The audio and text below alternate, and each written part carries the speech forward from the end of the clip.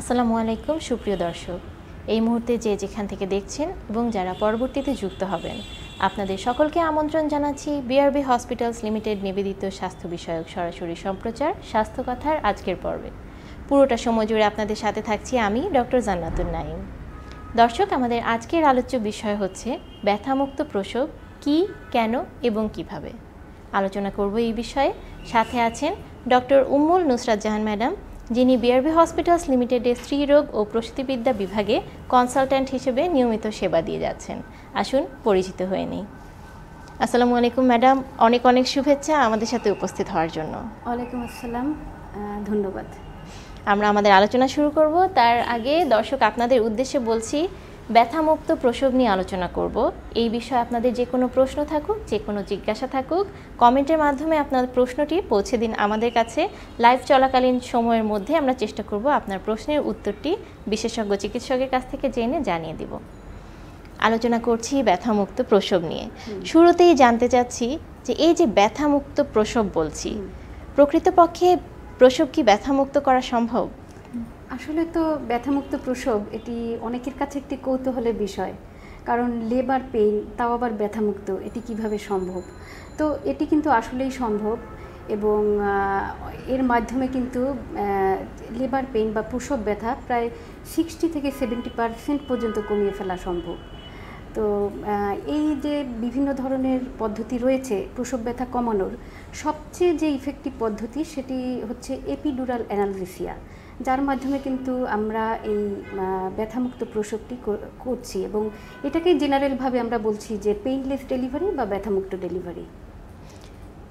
Epidural analgesia এর মাধ্যমে বলছেন যে ব্যথামুক্ত করা সম্ভব প্রসবটিকে।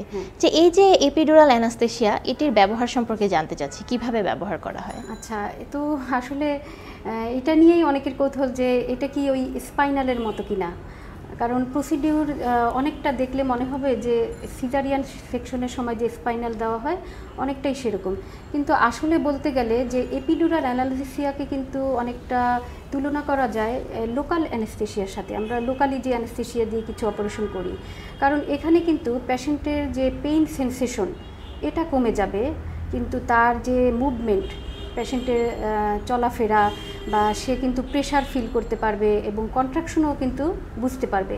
তো এখানে কিন্তু পেশেন্টের যে মেরুদণ্ডের ভিতরে প্রথমে একটি সুই দিয়ে বা নিডেল দিয়ে এরপর একটি ক্যাথেটার প্রবেশ করানো হয় এবং এই ক্যাথেটারের মাধ্যমেই যে পেইন মেডিকেশনগুলো এগুলো দেওয়া হয়। তো এই প্রসিডিওরটা অনেকটাই সেই স্পাইনালের মতো, তবে এখানে যে ভিন্নতা হলো, এখানে আমাদের যে নার্ভ ক্যানেল থাকে, নার্ভ ক্যানেলের কিন্তু বাইরে 3টা লেয়ার থাকে।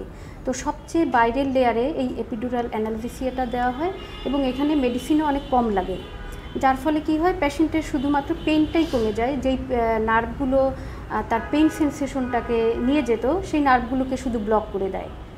ঠিক আছে, ধন্যবাদ ম্যাডাম। আপনি স্পাইনাল অ্যানাস্থেসিয়ার কথা বলেছেন, যে স্পাইনাল অ্যানাস্থেসিয়া থেকে কিছুটা ভিন্ন। জানতে চাচ্ছি যে স্পাইনালের ক্ষেত্রে এই যে ভিন্নতাটা, এই ভিন্নতাটি কোন জায়গায়? এই ভিন্নতা একটা হচ্ছে যে কোন লেভেলে দেওয়া হচ্ছে। ওই যে 3টা লেয়ার, যখন আমরা একটু ডিপের দিকে দিচ্ছি তখন সেটাকে আমরা বলি যে স্পাইনাল অ্যানাস্থেসিয়া দেওয়া হয়। এক্ষেত্রে কিন্তু পেশেন্টের অবশ হয়ে যায়, যে একটি অংশ শরীরের নিম্নাংশটা অবশ থাকে এবং এটি অ্যানেস্থেসিয়া, এই জন্য আমরা এটাকে বলা হয় অ্যানেস্থেসিয়া। আর এক্ষেত্রে এটা বললাম যে পেশেন্টের কিন্তু স্বাভাবিকভাবে সে চলাফেরা করতে পারে, শুধুমাত্র তার পেইন সেন্সেশনটা কমে যায়। আচ্ছা, ধন্যবাদ ম্যাডাম আপনাকে। জানতে চাচ্ছি যে এপিডুরাল অ্যানাস্থেসিয়াটা দেয়া হচ্ছে প্রসবকে ব্যথামুক্ত করার জন্য, তো প্রসবের কোন পর্যায়ে গিয়ে এই অ্যানাস্থেসিয়াটা দেয়া হয়? এর এমন কোনো ধরাবাঁধা নিয়ম নেই, মানে পেশেন্ট যখন ডিমান্ড করে আমরা সাধারণত তখন দেই। তবে সাধারণভাবে যখন পেশেন্ট অ্যাক্টিভ লেবারে থাকে, অ্যাক্টিভ লেবার বলতে আমরা বুঝি যে তার জরায়ুর মুখ 3 থেকে 4 সেন্টিমিটার ওপেন আছে এবং সে রেগুলার কন্ট্রাকশন ফিল করছে এবং সে এই ব্যথাটাকে টলারেট করতে পারছে না, তখন কিন্তু আমরা এপিডুরাল অ্যানালজেসিয়া দিই পেশেন্টের ডিমান্ড অনুযায়ী। আর আরেকটি ব্যাপার হচ্ছে, এটি কিন্তু আসলে সবার জন্য না। যেসব মায়েরা লেবার পেইনটাকে টলারেট করতে পারছে না বা পারে না এবং তারা এর জন্য সিজারিয়ান সেকশন কিন্তু অনেকেই রিকোয়েস্ট করে যে সে লেবার পেইনটা সহ্য করতে পারছে না, এবং তাদের জন্যই মেইনলি এই ব্যথামুক্ত ডেলিভারির প্রসিডিউরটা। ধন্যবাদ ম্যাডাম। আপনি বলেছেন আপনার কথার মধ্যে যে সবার জন্য না। হ্যাঁ, তো জানতে চাচ্ছি কোন কোন ক্ষেত্রে এই এপিডুরাল অ্যানেস্থেসিয়া ব্যবহার করা যাবে না, এমন কোনো শর্ত আছে কিনা? হ্যাঁ, কিছু কিছু কন্ট্রাইন্ডিকেশন আছে, যদিও খুব বেশি না। তবে এপিডুরাল অ্যানেস্থেসিয়া দেওয়ার আগে কিন্তু একজন অ্যানেস্থেসিওলজিস্ট, এই ব্যাপারে অভিজ্ঞ অ্যানেস্থেসিওলজিস্টকে পেশেন্টকে শরণাপন্ন হতে হয়। এবং যে কন্ট্রাইন্ডিকেশনগুলো আছে, যেমন কারো যদি মেরুদণ্ডের হাড়ে কোনো সমস্যা থাকে, যেমন ডিস্ক প্রোলাপস, যার ফলে নিডেলটা ঢুকানো যাচ্ছে না, কিংবা তার যেখান থেকে নিডেল প্রবেশ করানো হবে সেই স্কিনে কোনো ইনফেকশন আছে, অথবা তার এমন কোনো ওষুধ খাচ্ছে যেখানে ব্লিডিংয়ের সম্ভাবনা বেশি বা প্লাটিলেট কম পেশেন্টের, হ্যাঁ, তো এরকম কিছু ক্ষেত্রে হয়তো এটা দেওয়া যায় না। এরকম কিছু ক্ষেত্রে আমরা সাধারণত এটা অ্যালাউ করি না। ধন্যবাদ। আমরা জানি সকল চিকিৎসারই কিছু সুবিধা থাকে, পাশাপাশি কিছু অসুবিধাও থাকে। তো এই এপিডুরাল অ্যানেস্থেসিয়ার ক্ষেত্রে আমরা যে প্রসবটাকে ব্যথামুক্ত করছি, এর কি কি সুবিধা বা অসুবিধা রোগীর ক্ষেত্রে দেখা যেতে পারে? আচ্ছা, এর তো প্রথম সুবিধাই হচ্ছে যে এটা প্রসব ব্যথাটাকে কমিয়ে ফেলছে। এবং যেই পেশেন্টরা এই প্রসব ব্যথার জন্য সিজারিয়ান সেকশন রিকোয়েস্ট করেছে, তো তাদের ক্ষেত্রে এটা সুবিধা হচ্ছে, তারা কিন্তু নর্মাল ডেলিভারি প্রসেসে অংশ নিতে পারছে। এবং শুধু তাই না, পেশেন্ট কিন্তু মানে আমাদের ইনস্ট্রাকশন অনুযায়ী হাঁটা চলা করা বা কোনো স্কোয়াটিং পজিশন যখন লাগে কিংবা পজিশনিং করা, সব কিছু কিন্তু সুবিধাজনক হচ্ছে এবং নর্মাল ডেলিভারির চান্সটা বেড়ে যাচ্ছে। এবং অনেক পেশেন্টের দেখা যায় যে প্রসব ব্যথার জন্য পরবর্তীকালীন একটু ট্রমাটিক এক্সপিরিয়েন্স থাকে, তো এই ট্রমাটিক এক্সপিরিয়েন্সে কিন্তু তার থাকছে না, এবং এতে করে নর্মাল ডেলিভারি রেটটা কিন্তু বেড়ে যাচ্ছে। আর এটি কিন্তু একটি কনসিডারেবলি সেফ প্রসিডিউর। হ্যাঁ, এটি বলা যায় যে একেবারে সেফ। তবে কিছু কিছু ক্ষেত্রে কিন্তু মায়ের প্রেশারটা কমে যায়, যার কারণে কিন্তু এই এপিডুরাল অ্যানালজেসিয়া দেওয়ার আগে তার মাকে ফ্লুইড দেওয়া হয়। ফ্লুইড দিয়ে তারপরে আর মাকে তো সার্বক্ষণিক মনিটরিং, বাচ্চাকে সার্বক্ষণিক মনিটরিং এগুলো করা হয় এই প্রসিডিউরের সময়। এই যে এপিডুরাল অ্যানাস্থেসিয়াটা দেয়া হয়, এটা হচ্ছে নর্মাল ডেলিভারি যাতে করে ব্যথামুক্তভাবে করা যায়, কিন্তু কোনো কোনো ক্ষেত্রে যদি প্রয়োজন পড়ে সিজার করা যেতে পারে কিনা? হ্যাঁ, অনেক সময় কিন্তু সিজারের প্রয়োজনীয়তা হতে পারে, যেমন লেবার প্রোগ্রেস করছে না কিংবা কোনো কারণে বাচ্চার শ্বাসকষ্ট দেখা দিচ্ছে, তখন কিন্তু যে কোনো লেবার প্রসেসে একটা ইমার্জেন্সি সিজারিয়ান করার কিন্তু চান্স থেকে যায়, যে কোনো লেবার প্রসেসে। তো কারো যদি এই এপিডুরাল অ্যানালজেসিয়ার ক্যাথেটারটা থাকে, মানে এটা দেওয়া থাকে, তখন কিন্তু এই ক্যাথেটারের মাধ্যমেই ওষুধের ডোজটা বাড়িয়ে তার সিজারিয়ান সেকশন করা হয়। হ্যাঁ, এর কোনো আলাদা কোনো প্রসিডিউরের দরকার হয় না এক্ষেত্রে। আচ্ছা, মানে ওই একই ক্যাথেটারের মাধ্যমেই শুধু ডোজ বাড়িয়ে সিজার করা সম্ভব। ধন্যবাদ ম্যাডাম আপনাকে। জানতে চাচ্ছি যে অনেক মায়ের ক্ষেত্রে একাধিক গর্ভধারণ হয়, যেমন টুইন প্রেগন্যান্সি বা ট্রিপলেট প্রেগন্যান্সি, সেসব ক্ষেত্রে কি এই ব্যথামুক্ত প্রসব করানো সম্ভব হয় কিনা? হ্যাঁ, এক্ষেত্রে কোনো অসুবিধা নেই। হ্যাঁ, এইসব ক্ষেত্রেও কিন্তু অবশ্যই এই প্রসিডিউর সম্ভব। হ্যাঁ। আচ্ছা, যে কোনো মায়ের একটা কৌতূহল থাকে যে ব্যথামুক্ত প্রসব শব্দটা শোনার পরেই অনেক প্রশ্ন মাথায় চলে আসে, অনেক সংশয় মাথায় চলে আসে। তো গর্ভকালীন সময়ে, মাতৃত্বকালীন সময়ে এই ব্যথামুক্ত প্রসব করাতে চাইলে তো কোনো পূর্ব প্রস্তুতি নিতে হবে কিনা? তো অবশ্যই, তো যে মায়ের যে প্রেগনেন্সি টাইম, এটাকে বলা হয় আসলে আনসার্টেন পিরিয়ড, এবং তাকে একজন গাইনোকোলজিস্টের শরণাপন্ন হতে হয়, তার কোনো অসুবিধা আছে কিনা দেখতে হয়।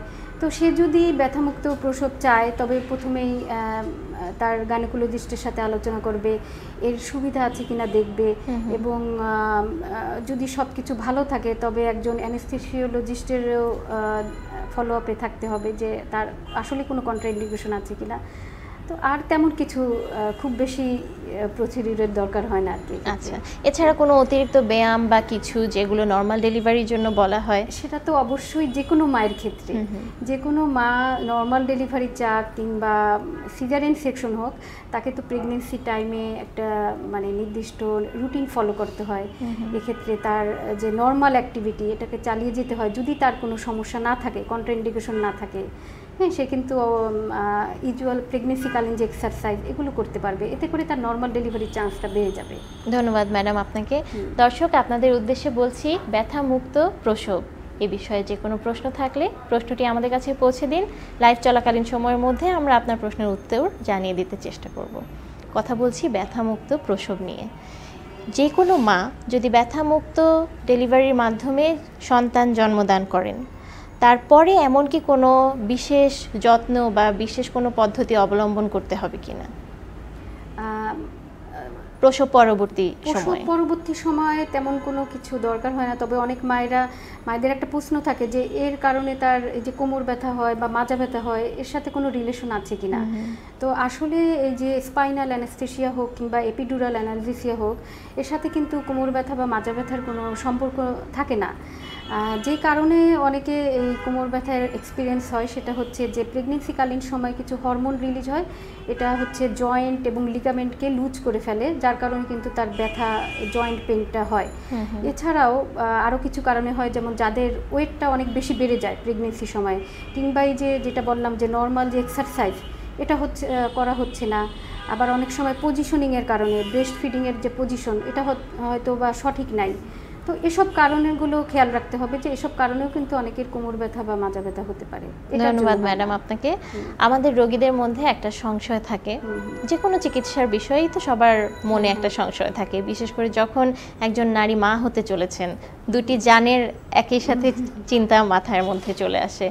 তো এই যে ব্যথামুক্ত ডেলিভারি, এই বিষয়ে একটা মানুষের মধ্যে একটা চিন্তা থাকে যে ব্যথা মুক্ত বলছে, ব্যথা কি আসলে একদমই ব্যথা মুক্ত সম্ভব প্রসবটি? হ্যাঁ, আসলে তো একেবারে 100% সম্ভব না। এটাকে বলা হয় যে 60, 70, ইভেন 80%ও কিন্তু ব্যথা কমিয়ে ফেলে। হ্যাঁ, পেশেন্ট কিন্তু বেশিরভাগ ক্ষেত্রে পেশেন্ট যে পেইনলেস ডেলিভারি এটা এনজয় করতে পারে, মানে খুবই স্বল্প ব্যথার মাধ্যমে ডেলিভারি করানো সম্ভব। ধন্যবাদ ম্যাডাম। আমরা কথা বলছিলাম যে সুবিধা এবং অসুবিধা নিয়ে। বাচ্চার ক্ষেত্রে জানতে চাবো যে এই ব্যথামুক্ত ডেলিভারিতে যে এপিডুরাল অ্যানাস্থেসিয়া দেয়া হচ্ছে, এর ফলে বাচ্চার কোনো ক্ষতি হতে পারে কিনা? না, বাচ্চার কোনো ক্ষতি হয় না। অনেকের ধারণা হয় যে বাচ্চার হয়তো হার্টবিট কমে যায় বা বাচ্চার পেটের ভিতর মলত্যাগ করে দিতে পারে, এই ধরনের কোনো সমস্যা কি এই ব্যথামুক্ত ডেলিভারির ফলে হয় কিনা? আচ্ছা, তবে বাচ্চা তো আমরা যে কোনো ডেলিভারির সময় মনিটরিং করি, যে কোনো সময় বাচ্চার শ্বাসকষ্ট হচ্ছে কিনা বা লেবার প্রসেসটা ডিলে হচ্ছে কিনা এগুলো মনিটরিং করা হয়। এটা সব লেবারের ক্ষেত্রে একই, মানে এটার জন্য আলাদাভাবে কোনো কিছু নেই। আবার এটার কারণে বাচ্চার কোনো ক্ষতি যে হবে এখনো পর্যন্ত ওরকম কোনো কিছু পাওয়া যায়নি। ধন্যবাদ ম্যাডাম। আর সিজারের সম্ভাবনা সম্পর্কে জানতে চাচ্ছি যে ব্যথামুক্ত ডেলিভারিতে এপিডুরাল যে ব্যবহার করা হচ্ছে, এই এপিডুরাল অ্যানাস্থেসিয়া ব্যবহারের ফলে সিজারের সম্ভাবনা কতটুকু বাড়ে? না, এটা তো সিজারের সম্ভাবনা বাড়ায় না, বরঞ্চ এটা কমিয়ে ফেলে। বিশেষ করে যেসব মায়েরা ব্যথাকে ভয় পায় এবং ব্যথার জন্যই অনেকে সিজারিয়ান সেকশন রিকোয়েস্ট করে, তাদের জন্য এটা উপযুক্ত পদ্ধতি। এবং এটা তাদের ক্ষেত্রে এটা সিজারের সম্ভাবনা কমিয়ে ফেলে। আমরা জানি বহির্বিশ্বে এই ব্যথামুক্ত প্রসব যেটা খুবই ভালো মতন এটা প্র্যাকটিস করা হয়, তো বহির্বিশ্বের সাথে বাংলাদেশে ব্যথামুক্ত প্রসবের তুলনা জানতে চাচ্ছি। আচ্ছা, আমি তো সৌদি আরবে কাজ করেছি, তো ওখানে তো আসলে বাংলাদেশের চিকিৎসা সেবার সাথে সেটা কোনোভাবেই কম্পেয়ার করা যায় না। বিশেষ করে ডেভেলপ কান্ট্রি কিংবা ওই সৌদি আরব, সেখানে কিন্তু একজন পেশেন্টের সর্বোচ্চ চিকিৎসা সেবা দেওয়া হয় গভর্নমেন্ট লেভেল থেকে। এর ফলে কি হয়, প্রত্যেকটা পেশেন্ট কিন্তু সর্বোচ্চ চিকিৎসা সেবা পায়। হ্যাঁ, কিন্তু আমাদের দেশে কি হয়, যেটা কিছু কিছু প্রাইভেট সেক্টরে হয়তো অ্যাভেলেবেল এবং সবার পক্ষে এটা অ্যাভেল করা সম্ভব হয় না, যার ফলে আমাদের চিকিৎসা সেবার মানটা তাদের মতো হবে না। হ্যাঁ, তাদের মতো অত উন্নত হবে না। সেখানে সব কিছুই মানে একজন পেশেন্টের সর্বোচ্চ লেভেলের চিকিৎসাটা পাচ্ছে তারা সবাই। আচ্ছা, বর্তমানে বিআরবি হসপিটালে ব্যথামুক্ত প্রসবের অবস্থা সম্পর্কে জানতে চাচ্ছি। হ্যাঁ, এটা তো একটা ভালো উদ্যোগ। কারণ এখানে কিন্তু আমাদের দেশে খুব অল্প কিছু সেন্টার আছে যেখানে এই প্র্যাকটিসটা চলে। হ্যাঁ, যার কারণে কিন্তু এই ব্যথামুক্ত ডেলিভারি নিয়ে অনেকেরই অজ্ঞতা রয়েছে, যেহেতু সব জায়গায় অ্যাভেলেবেল না। তো এটা আমি বলবো অবশ্যই একটি ভালো উদ্যোগ, যার কারণে কিন্তু এখানে এই উদ্যোগের কারণে নর্মাল ডেলিভারির সেবাটা অনেকেই পাচ্ছে, এই সুযোগ সুবিধাটা অনেকেই পাচ্ছে। কিন্তু আমি যেটা বলবো যে সৌদি আরবে এখানে কিন্তু আসলে এগুলো খুব অ্যাভেলেবেল, যে কোনো ধরনের ওখানে নর্মাল ডেলিভারিটাই ছিল নর্মালের মতো, সিজারিয়ান সেকশন খুবই কম হতো, খুবই কম হতো। ধন্যবাদ ম্যাডাম আপনাকে। সময় স্বল্পতার জন্য আমরা আমাদের অনুষ্ঠান নিয়ে আর বেশি আগাতে পারছি না, আজকের মতো এখানেই শেষ পর্যায়ে। ম্যাডাম, আমাদের দর্শকদের উদ্দেশ্যে যদি কিছু বলতে চান। আচ্ছা, ধন্যবাদ সকল দর্শককে যারা অনুষ্ঠানটি দেখছেন। তাদের অনেকে আসলে আমাদের অনেক মায়েদের অভিযোগ যে আমাদের দেশে সিজারিয়ান সেকশনের রেটটা বেশি। তো এটি তো অনেক কিছুর উপরে ডিপেন্ড করে, সুযোগ সুবিধার উপরে, তারপরে ম্যান পাওয়ারের উপরে, যেটা আসলে আমাদের দেশে ওইভাবে এখনও সব জায়গায় আসেনি, সব জায়গায় এবং সব পেশেন্টের জন্য অ্যাভেলেবেল হয়নি। তবে যেসব জায়গায় এই সুবিধাগুলো রয়েছে আপনারা কিন্তু সেখানে এসে এগুলো অ্যাভেল করতে পারেন খুব সহজে। এবং সকল মায়েদের জন্য শুভকামনা, তারা যাতে, যাদের নর্মাল ডেলিভারি হওয়া সম্ভব, তারা যাতে সেই প্রসেসে যেতে পারেন এবং তারা ভালো যাতে অভিজ্ঞতা পান। ধন্যবাদ সবাইকে। ধন্যবাদ ম্যাডাম আপনাকে, আপনার ব্যস্ততম সময় থেকে আমাদের সাথে এবং আমাদের দর্শকদের সাথে কিছু সময় ভাগাভাগি করে নেওয়ার জন্য। দর্শক, আজকের মতো থাকছে এ পর্যন্তই। দেখা হবে আবারও কোনো দিন নতুন কোনো অতিথিকে সাথে নিয়ে নতুন কোনো বিষয়ে কথা বলতে চলে আসবো আপনাদেরই কাছে। ততদিন ভালো থাকুন, সুস্থ থাকুন। আসসালামু আলাইকুম।